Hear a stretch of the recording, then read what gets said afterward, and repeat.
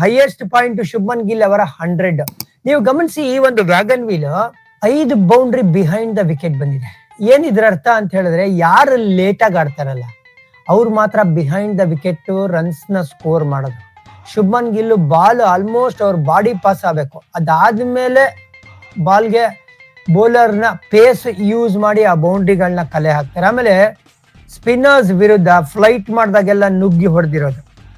ಆಮೇಲೆ all around the ground proper cricketing shots ಇಂದಾರೆ runs ನ ಕಲೆ ಹಾಕಿರೋದು. ಪ್ರಾಬಬ್ಲಿ ಶುಭ್ಮನ್ ಗಿಲ್ ಯಾಕೆ ಇಷ್ಟೊಂದು ಕನ್ಸಿಸ್ಟೆಂಟ್ ಆಗಿದ್ದಾರೆ ODI ಫಾರ್ಮೆಟ್ ಅಲ್ಲಿ ಅಂತ ಹೇಳಿದ್ರೆ, ಇವರು ಪ್ಯೂರ್ ಕ್ರಿಕೆಟಿಂಗ್ ಶಾಟ್ಸ್ ಮೇಲೆ ಒತ್ತು ಕೊಡ್ತಾರೆ. ಇನ್ನೊಬ್ಬ ಪ್ಲೇಯರ್ ಇವತ್ತು ನಮ್ಗೆ ಸಿಕ್ಕಾಪಡೆ ಇಂಪ್ರೆಸ್ ಮಾಡಿದ್ದು ಅಂತ ಹೇಳಿದ್ರೆ ಶ್ರೇಯಸ್ ಅಯ್ಯರ್.